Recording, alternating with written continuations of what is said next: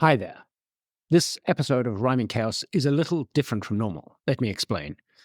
One of the dictators I want to do an episode about in the future is Jean Bedel Bokassa, who served about 11 years as president of the Central African Republic and 3 years as self-proclaimed emperor of Central Africa, ruling from a golden throne that Donald Trump would envy. I have not yet found a Bokassa expert to talk to, but in my search, I chatted to the author and journalist Howard French, who has just published a new book called The Second Emancipation about Kwame Nkrumah, the first post-independence ruler of Ghana, which was the first sub-Saharan African country to gain independence from European colonial rule. This happened way back in 1957, when my home country of South Africa was intensifying apartheid repression, and when Britain, France, and Portugal were still holding on tightly to most of their colonies. Nkrumah was a visionary leader who changed the way colonized people across the world thought of themselves and offered a new way of thinking for Black people and Africans everywhere. Howard's book is a story of hope and courage, two things we need very much in contemporary America. Let's get on with the show then and try to celebrate hopeful and courageous rhymes in a time of American fascism.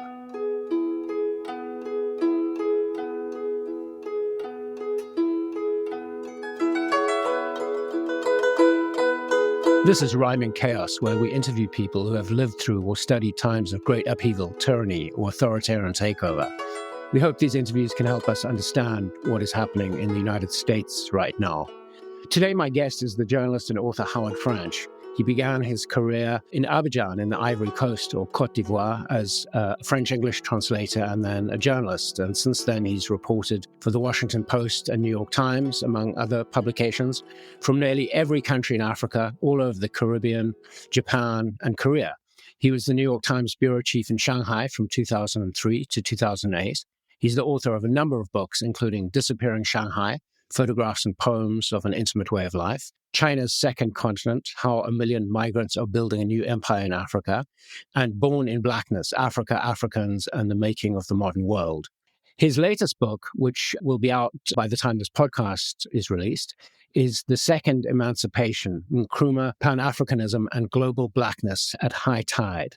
It's a biography and examination of the life of Ghanaian Prime Minister and President Kwame Nkrumah, who in 1957 became the first head of state of a colonized African nation to gain independence. Welcome to Rhyming Chaos, Howard.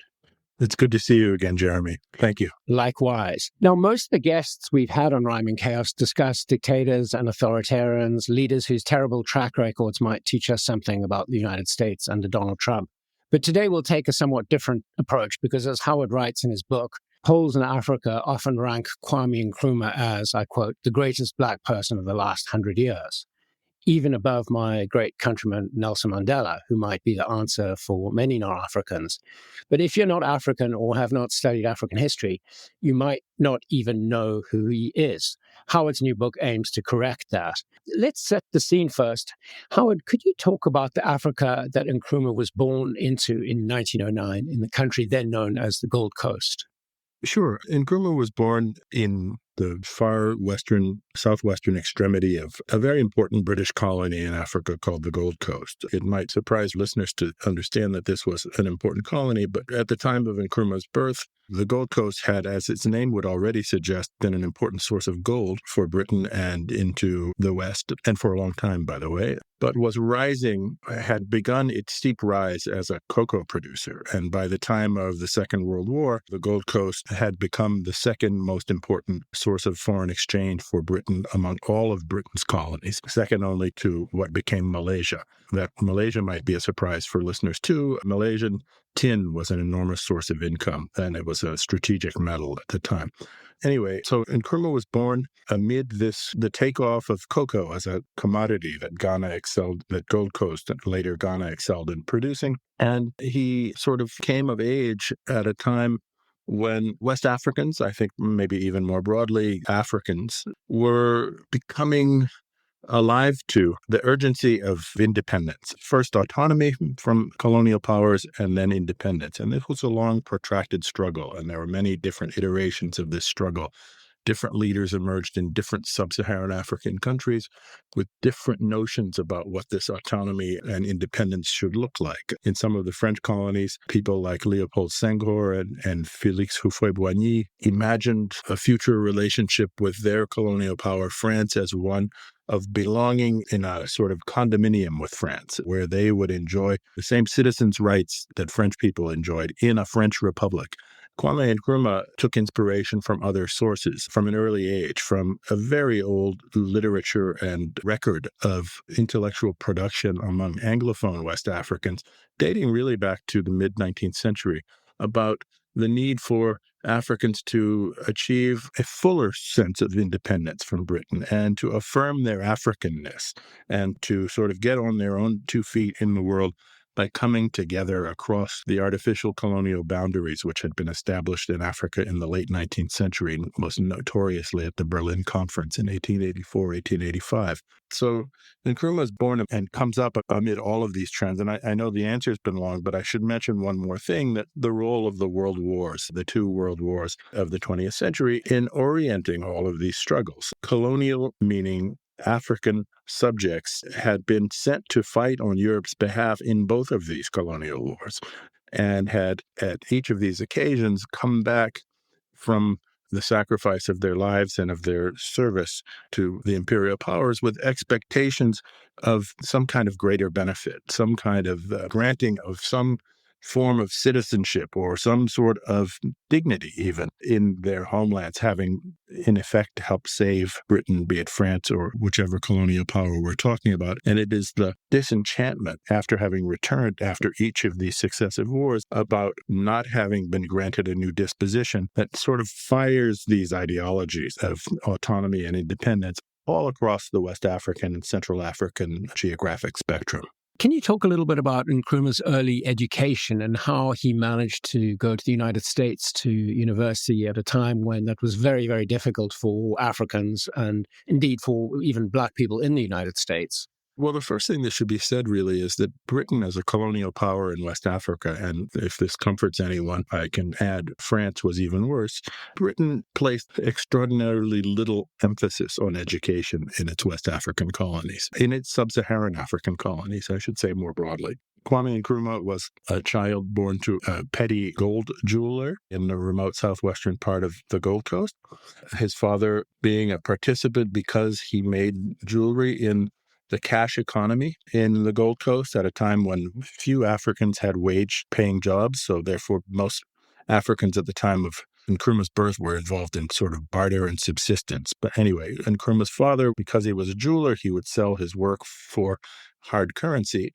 And Nkrumah's mother was not the first wife among several wives of Nkrumah's father, but turned out to must have been an extraordinarily persuasive person because among all of his children, she persuaded his father to invest hard money in educating Kwame. And so Kwame, unusually among this Nkrumah brood, not the oldest son, not the son of the first wife of the father, gets sent to primary school, which are few and far between in that part of Ghana and in Ghana generally. And then a series of remarkable coincidences occurs. A Catholic priest sort of identifies some kind of promise in Nkrumah and becomes his godfather, so to speak. He watches over him and promotes him educationally. You have to imagine a one-room schoolhouse. That's the sort of environment we're talking about.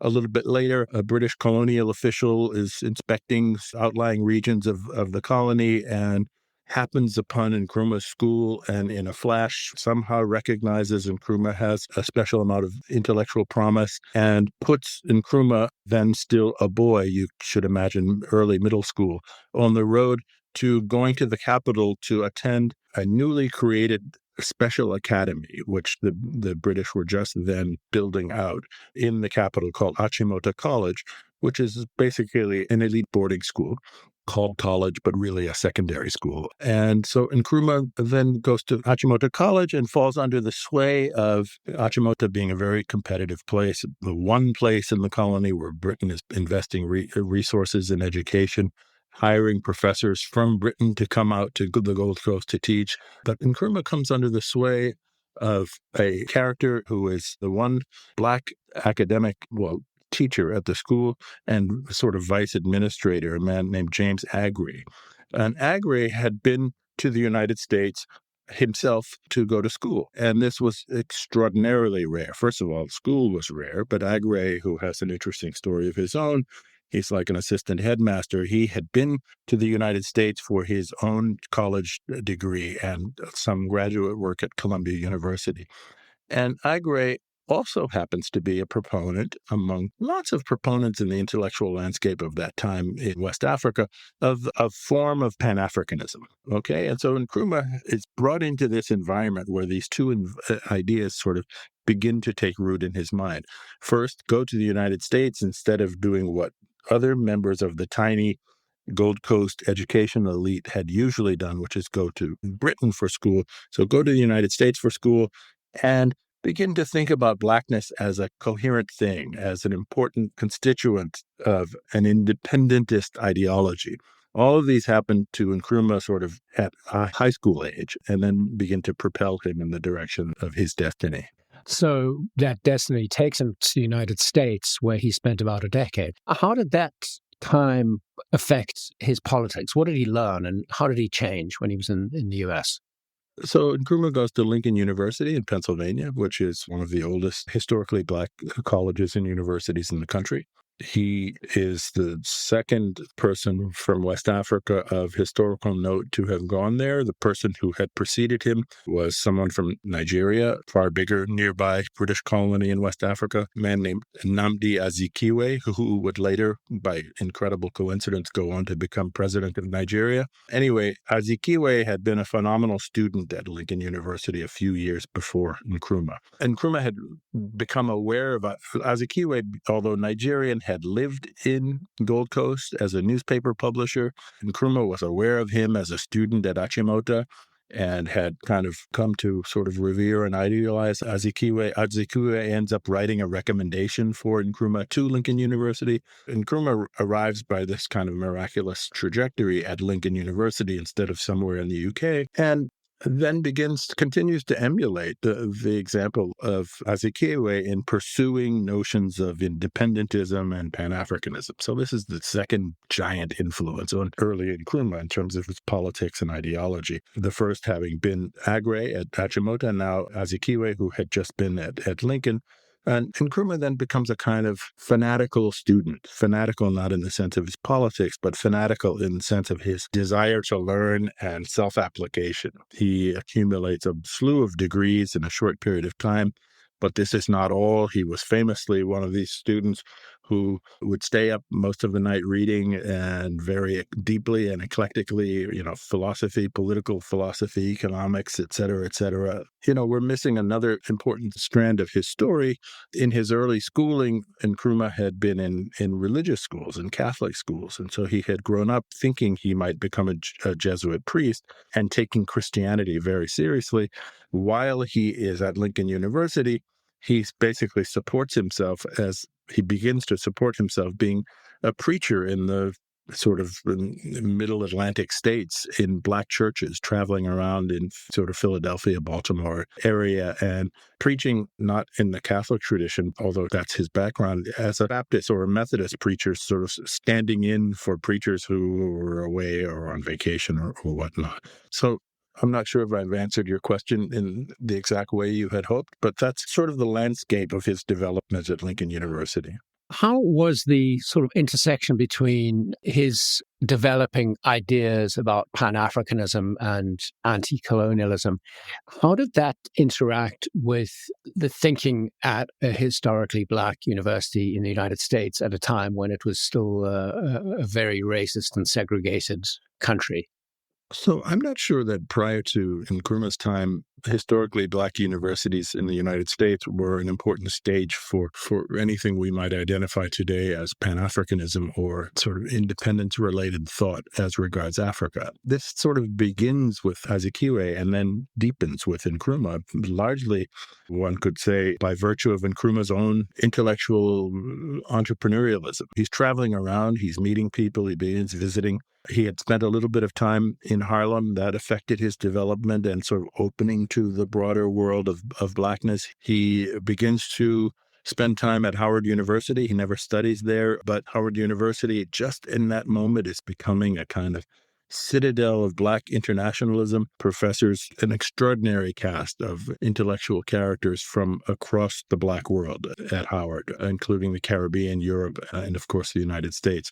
And another name that we haven't really mentioned, a couple of names which we haven't mentioned, which are important just prior to this time and continuing through Nkrumah's time in college, are the figures of Marcus Garvey, who in Nkrumah's teen years and early 20s is this enormous figure on the world stage, promoting the idea of African nationalism and of transnational African Blackness, saying that Africa belongs to all people of Black descent and that must be the mission of Black people to return to Africa and to build Africa and to constitute a sort of continent-wide government in Africa. So that's one big influence looming in the background, and the other really big influence and of a totally different kind of mindset looming in the background is the figure of W.E.B. Du Bois, whose life will intersect with Nkrumah's over and over during the next few decades, but whose notion was more Marxist-inspired, more elite-oriented. In other words, one of Du Bois's early projects, had been the notion that the sort of salvation, so to speak, of the Black race would have to pass through the cultivation of an elite cadre of very well-educated, dedicated Black intellectual figures, a talented tenth, so to speak, who would then become a kind of vanguard that would help uplift and raise and orient the rest of the Black population in the United States, in the instance of this country, but in the world generally, and then lead to a new disposition thereby for African peoples. Let's skip over a bit of Nkrumah's life. He goes to the UK for further study and then ends up going back home to what was still the Gold Coast. And in, I guess, roughly a decade, he goes from being a returnee student of modest means, one could say, to Africa's first post-colonial leader whose rise was documented in a cover story in the American Newsweekly Time. Can you talk about his rise to power? Sure. So Nkrumah leaves the United States for Britain in 1945. And as you said, he went to Britain initially with the notion of going to law school and getting a law degree in Britain. And he sort of gets inducted somehow into a very active African student movement in Britain. And his peers in this African student movement see from an early moment a lot of talent in Nkrumah as a communicator and a certain degree of charisma. And they sort of propel him to the foreground as one of the most promising student leaders among Africans in Britain. And so this is kind of the proximate start of Nkrumah as a political figure in the student movement in Britain, one of whose main foci already in 1945 at the end of World War II was what will become of Africa, and a sort of subsidiary to that question, how can we become independent? The other real important thing happens is, in parallel with this, is he meets from an early moment, actually from his very arrival in Britain at Euston Station, he meets George Padmore, who is this extraordinary Pan-African activist who's had a very interesting life up until that point around the Atlantic Basin. He had worked in the East Bloc, he had worked in Western Europe, he was from Trinidad originally, he had worked and studied in the United States. Now he's set up in Britain. Padmore sees himself as a kind of clearinghouse of information about activism toward independence. And he meets Nkrumah on his first day in England and sees promise in Nkrumah and brings Nkrumah into his flat and very quickly hires Nkrumah as his assistant. And these two are sending newsletters and correspondence back and forth all over the Atlantic world to people they are identifying as potentially important figures for a coming push to independence in all of these mostly British colonies, but not only British colonies. In these two separate instances, the student movement and Padmore both quite independently have identified Nkrumah as being a particularly talented and promising young political figure. Padmore puts Nkrumah on the path to sort of an official kind of Pan-Africanism, introducing him to W.E.B. Du Bois, making Nkrumah a co-leader, the Secretary General of a very important Pan-African event, the Manchester Pan-African Conference in 1945 in England. And so Nkrumah, you can imagine him in some ways as having been almost recruited to become the leader of the Gold Coast. There's no sign really that he was aspiring explicitly toward this up until this point.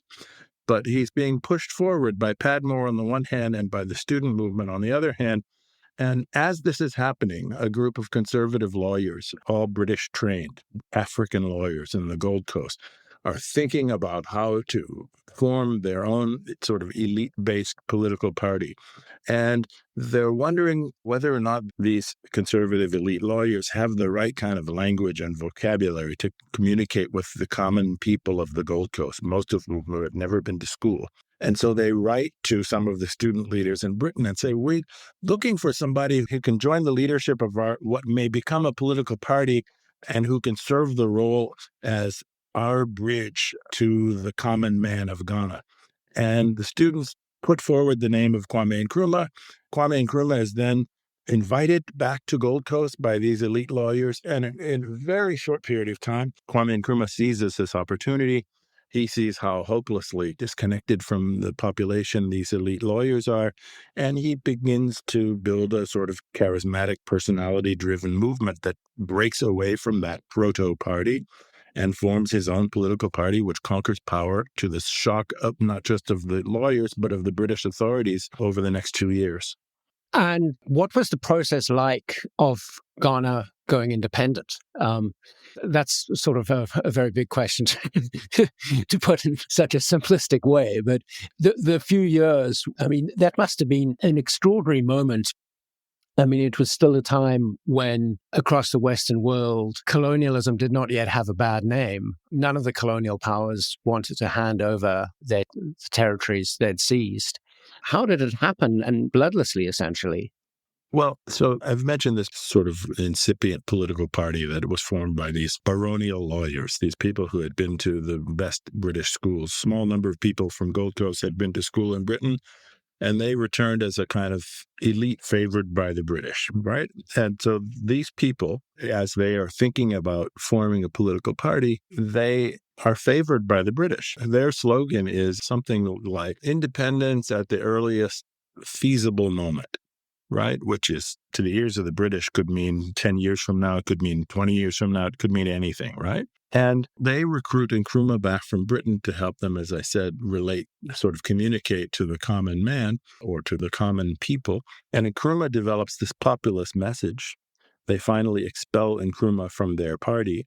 And by this point, the British had already agreed on an electoral calendar on the premise that the conservative lawyer group will become the nominally governing party of a quasi-independent, but not truly independent place called the Gold Coast, right? They had in mind something resembling the Uyghur autonomous region of Xinjiang in China, did they? Yes, they had in mind, maybe the analogy is not exactly right, but it's not too far off. They had in mind a kind of indirect rule.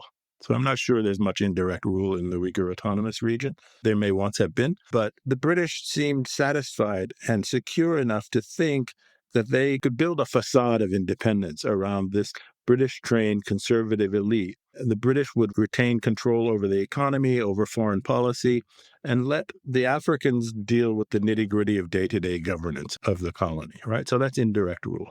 And on that premise, the British had agreed to a calendar for elections. Meanwhile, Nkrumah had been recruited from Britain by that party, very quickly shown his enterprise, energy, and communication skills, and sort of forced the issue. There's a rupture between him and the party. The British have already committed publicly to an electoral calendar. And so Nkrumah says, I'm going to constitute a new party.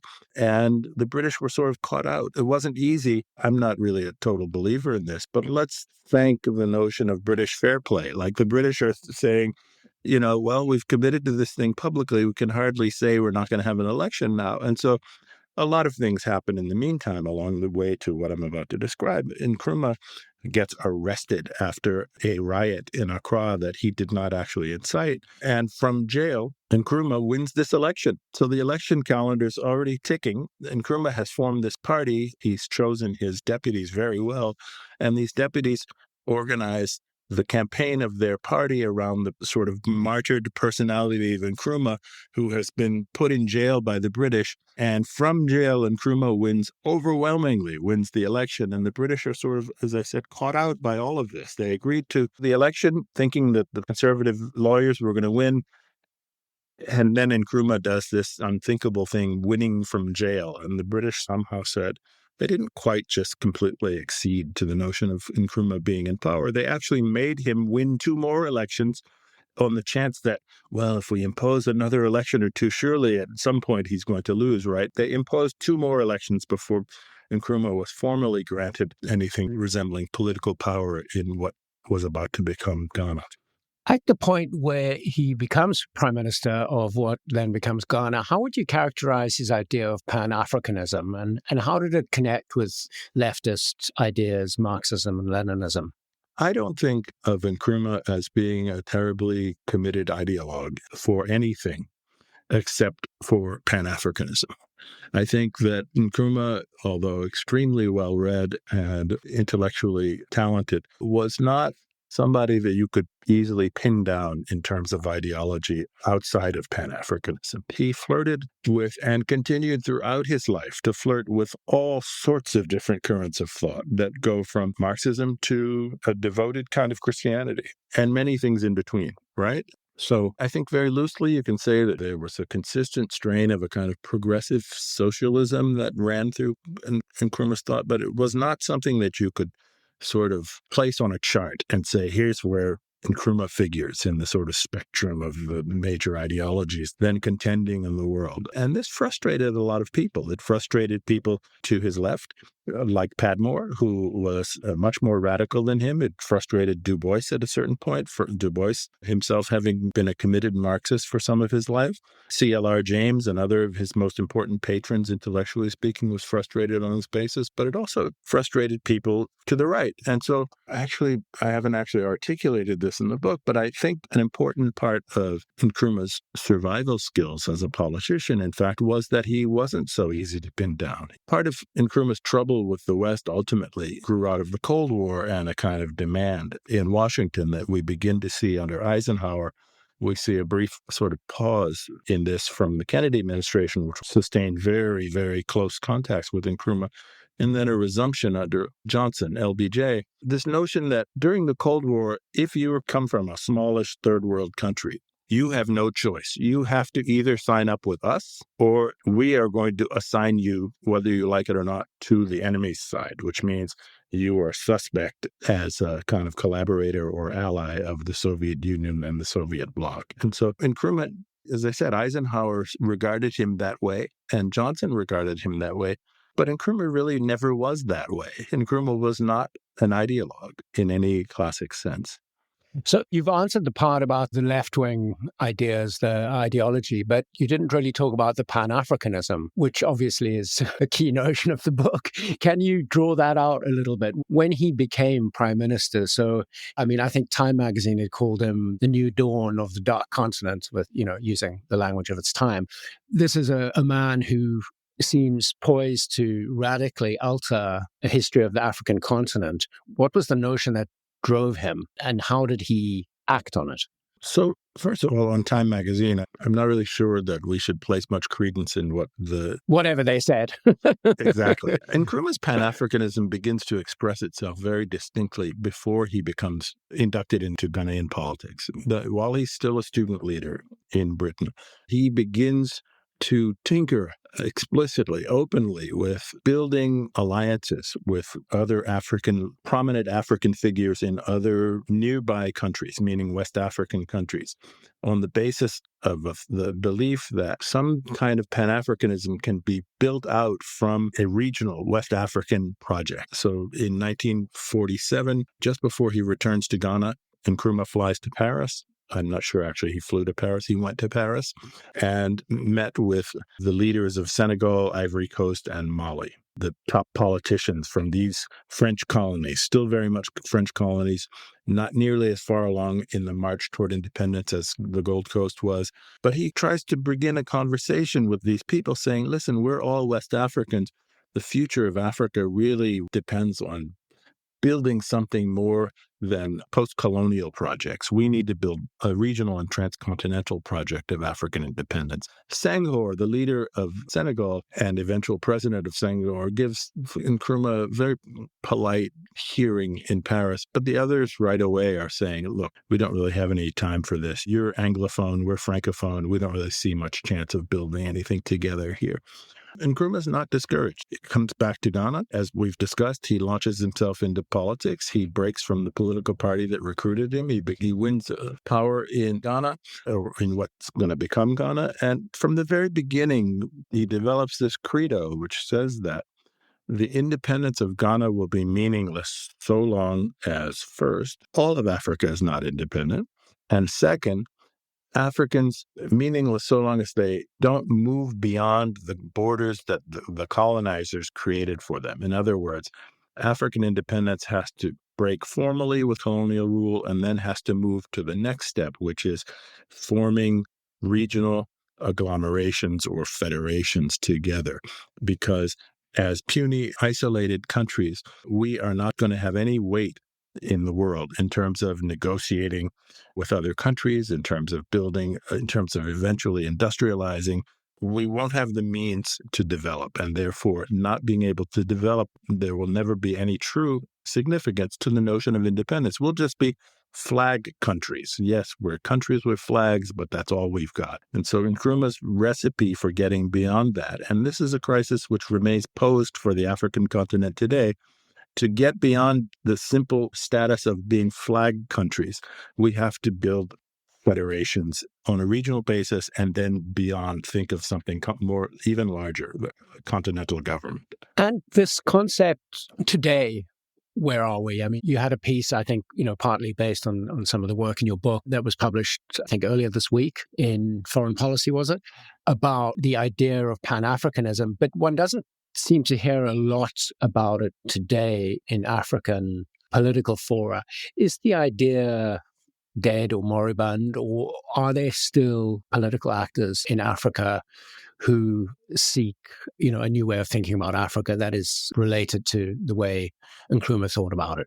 Well, I don't think it's true that we don't hear much about Pan-Africanism today. It sort of depends on what we mean by here. Here means who, sort of implies who you're listening to. So African governments are not themselves, for the most part, promoting in any active or obvious way Pan-Africanism, right? Right. I suppose that's what I mean, yeah. But if you look across the West African landscape in particular, and this is where this sort of push for Pan-Africanism began, so this is kind of interesting, I think, historically speaking, you see a revolution's maybe too strong a word, but you see a struggle underway. First and foremost in the Sahelian states, meaning the band of inland states that runs east-west beneath the Sahara Desert, to break away from the colonial governments that had once dominated them and to forge a kind of new Pan-African basis of interstate cooperation and potentially integration. I'm not saying that this is going to work. I'm not saying that this is altogether, all the problems have been thought out. No, I'm not saying that. I'm saying that these movements are afoot in Burkina Faso, in Mali, in Niger, to some extent in Chad. The government of Senegal, which has been probably since 1960, the year that Senegal became independent, the country that has had the closest relations with France of all of France's African colonies, has adopted a Pan-Africanist language and has distanced itself from France. These things are happening because I think the peoples of these countries see and embrace the logic of Pan-Africanism. I don't think it's, for the most part, a top-down kind of thing, which is why I answered you initially saying it depends on who you listen to. The peoples of many African countries would like to see, I think there's strong evidence from this, including in the poll that says Nkrumah's the most highly respected African figure of the last century and not Nelson Mandela. No dig on Nelson Mandela, but the idea that the people who voted for an Nkrumah or who polled for Nkrumah are embracing is precisely this idea of Pan-Africanism. And so it's not because the leaders of many African states have not acted on this basis that the idea is dead. It's maybe the brains of the leaders are dead, or the stickiness of the nation-state system that was left in place by the imperial period in Africa is such that escaping the borders of these Balkanized countries and all of their implications is simply too great still for Africans to overcome. So, what went wrong? You have this really smart, highly educated, charismatic, positively charismatic person leading a country with very clear ideas on how the country should be led and what its place in Africa is. But he didn't actually last very long as a leader. And why did he descend into authoritarianism or even a personality cult? So actually, he did last a long time. He lasted from 1951, which is when he won his first election, until 1966 when he was overthrown. That's a pretty long period of time. Okay, that's 4 American presidential terms. Fair enough. Yeah, and it's not his fault that the British didn't say in 1951, you've won a landslide election, we're going to hand over all of the power in the colony to you. So I think he has to be judged by those 15 years and not by the more narrow frame for explaining his longevity, which would be 1957 to 1966, which itself is not a short period of time. So back to the question, why did this fall apart? What went wrong? It's an excellent question. I don't think there's one simple answer. First of all, as our earlier conversation suggested, running a brand new country that has not been endowed with institutions of any great strength or depth in an environment where education is scarce and thereby managerial and other sort of policy-related human resources are scarce is an extremely difficult thing. Okay? So Kwame Nkrumah and people of his generation who had higher education were rare as hen's teeth in Ghana. Kwame Nkrumah becomes prime minister, and they're in the country of, I don't recall actually what the population of Ghana was in 1957, but if we start the clock then, let's imagine Ghana has 5 or 6 million people. Okay, so there were probably 200 or 300 people who had had any amount of higher education in Ghana at that point. And so you are not only having to figure out what kind of modern state, what kind of nation state do we want to become? You're trying to figure out how do we build every imaginable structure of governance and of service provision in a country where such things had never been built before. And you're doing this on the fly. Right? The British had not done that in Ghana. And I'm not sure if the British had done it, whether that would have meant things worked out better anyway.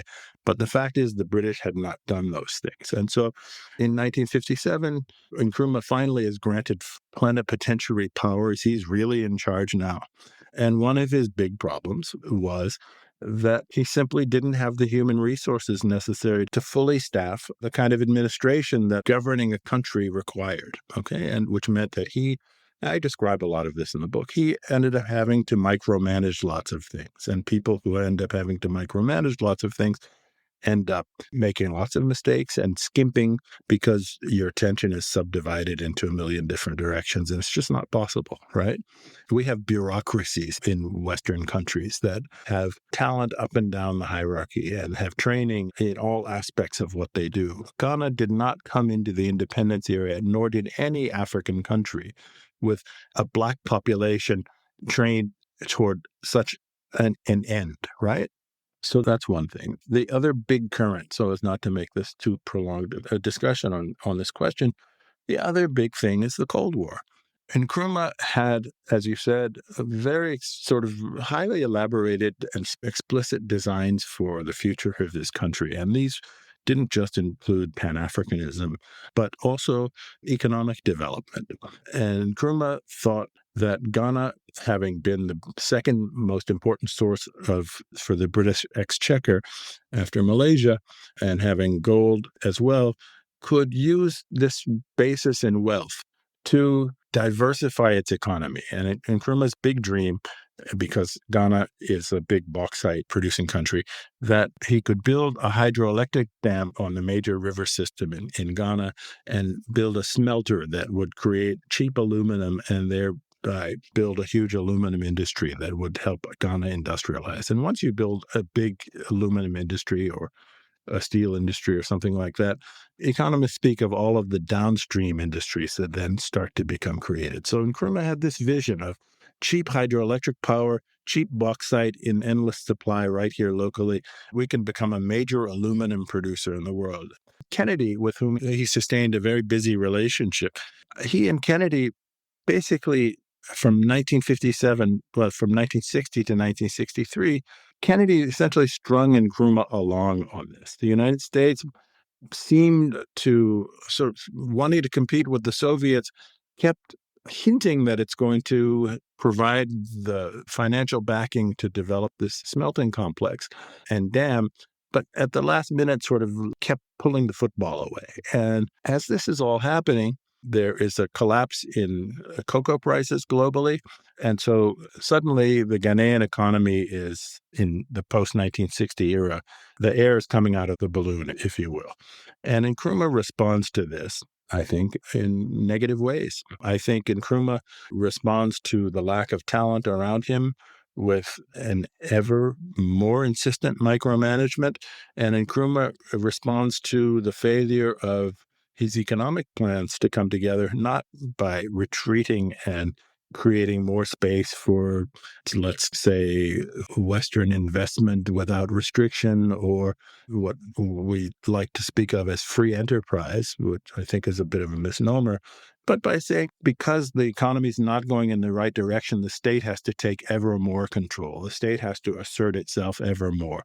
And this didn't work out. If the state isn't capable to begin with, taking more control is not going to be the answer. And so we see very rapidly a collapse in the cocoa price in the early 60s, of the failure of the West and the United States in particular to provide the kind of backing that Nkrumah had imagined it would by virtue of his close relationship with Kennedy. The economy goes into a downspin. And against this backdrop, there's tons of things going on. There's a number of assassination attempts of Nkrumah, and Nkrumah's reflexes turn out to be self-damaging. He seeks more control. He becomes more self-isolated, and he is actually, by doing these things, encouraging his enemies, encouraging his domestic enemies who had all along predicted he was going to become a dictator, and encouraging, now Kennedy's gone, he's been assassinated, encouraging the hardline Cold Warriors in the American national security establishment who had never liked him in the first place, who had said, this guy, at first blush, he's going to become a communist. And Nkrumah never became a communist. But to a Cold Warrior, a president of an African country who is taking control of the economy at every level equals a communist in their crude way of thinking about things. And so all of these things come together to the disfavor of Nkrumah, and he is eventually overthrown and sent into exile. We're about at the end of our time, and here's why I'm going to try and bring it back to the typical theme of rhyming chaos, because Trump is almost a bizarro version of Nkrumah. Nkrumah inherits a country that is really not prepared to be independent, as you've described. It doesn't have enough educated people. It doesn't have systems. The British have left it in terrible shape. The Cold War is ramping up, which puts all kinds of terrible pressures on his government. And Nkrumah, as you've described, starts to micromanage. His rule becomes much more authoritarian, and a combination of outside forces, problems in Ghana itself, and the global environment ends in disaster for his leadership. Whereas here in the United States, you have Donald Trump, who inherited this extraordinary economy that The Economist magazine depicted as like this rocket ship taking off just before Trump took over. A country in great standing around the world, a country that should be optimistic and positive. And yet we see the rapid descent into authoritarianism. Is there anything that we can learn from Ghana that might be applicable to the United States of 2025? That's really a hard question, Jeremy. I'm sorry to dump that on you. But this show does have a theme, and I got to bring you back into it somehow. Right. I mean, I think I'd want to respond to something else, but before I come to that, I'll do this quickly. You did a very good job of sort of summarizing some of the things I said, and especially when you said that Nkrumah took over a country that was not yet ready to become independent and prepared in terms of the development of systems and the like. I did say those things, not as neatly as you just said them, but I don't think that there was much of a choice for Africans. I think that under the historical circumstances, Africans felt compelled to seek independence and were right to seek independence. Independence is not something there's a convenient moment for. Independence is a human urge. And I called the book The Second Emancipation because I think of African independence really, as I argue in the book, the end of slavery. The early 20th century, most Westerners have no idea how Africa was being exploited throughout most of the 20th century. Britain and France, both explicitly in the councils of the United Nations, argued against adopting any rules or language that would forbid forced labor. They were extracting labor in a forced way from African colonies through the middle of the 20th century. And so the second emancipation is kind of ending the desecration of an entire race. It's not a matter of we're going to wait. And so wouldn't it have been better in some fantasy world if you had let the colonial rule run for another 20 years and the British or the French or what have you had the time to build the right kinds of systems? First of all, they had never had any intention of building those sorts of systems. And secondly, you didn't ask the question this way. I don't think this was your question. But secondly, the premise behind such a thought imagines that people who are being reduced to essentially beasts of burden can be appealed to on the basis of some other logic that, yeah, well, the time will be right for your independence when we decide that you have X percentage of university graduates or something like that, right? So I think that people who make that kind of argument are not making a sensible case. No, that makes sense. And if I may just interject, I mean, I grew up in apartheid-era South Africa. Sure. And that was the argument you used to hear all of the time from people who absolutely had no intention of ending apartheid. Right. Yeah. It does not take into account, and I use the word again, the desecration of an entire race of people. What kind of parallel can be drawn between Trump and Nkrumah? Let me see if I can say something useful here. The differences are bigger than the similarities. So Trump inherits a very capable American civil service. Trump inherited a very vibrant, capable, sort of lustily capable civil society in the United States. And Nkrumah was the opposite. Nkrumah did not inherit any of those things. The civil society in Ghana was puny. Ghana did not have any civil service. It had zero civil service. And so they're really coming to the problems of their countries from opposite ends of the spectrum in this narrow sense. Trump sets out to explode what I think of as qualities of the United States, an exquisitely capable civil service. You think of the National Health Service or NIH, or you think of CDC, or we could go on and on, right? He wages war against these assets of American society. And Nkrumah comes into power having to kind of blow life into something that never existed, right? A civil service and a civil society. Nkrumah had to beg white people who worked in the colonial service, and I say beg, not to flee Ghana when he first takes power, because he knew how little tissue there was in terms of the actual state that he was inheriting. And so Nkrumah, as we've discussed, responds not like Trump by blowing things up. There was nothing to blow up. And Nkrumah responds in a kind of panic and overconfidence, and not because he wanted things to be this way, but because they were this way. I, Kwame Nkrumah, am going to have to make everything work. Like there's no alternative. I have to make the electricity work. I have to make the budget work. I have to make the negotiations with Washington work. I have to make the cocoa crop work, one thing after another, because all around him was a void. And so one of them is creating a void. The other one is responding to a void. I think both of them produced, there's a disaster underway in this country. And in the case of Ghana, I'm not really sure I would call the Nkrumah experience a disaster altogether. I think Nkrumah is remembered today in Ghana in largely positive ways as somebody who tried very hard, who had a vision, credited for his ambition.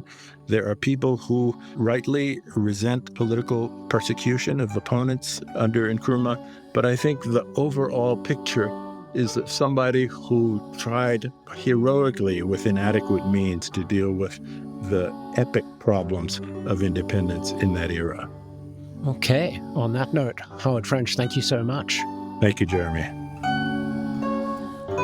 The Rhyming Chaos podcast is produced by Maria Repnikova and me, Jeremy Goldkorn. The show is edited by Kadra Scripts. The theme music is Paperboy, composed and performed on the guzheng by Wu Fei. Our closing music is Eric Satie's Gymno Pedi No. 1, arranged and performed also by Wu Fei. Our cover art is by Li Yunfei. Please subscribe wherever you get your podcasts. And if you like what we're doing, take out a paid subscription at rhymingchaos.com. Howard French, thank you so much, and good luck for your upcoming book tour. It's been a pleasure. Thanks.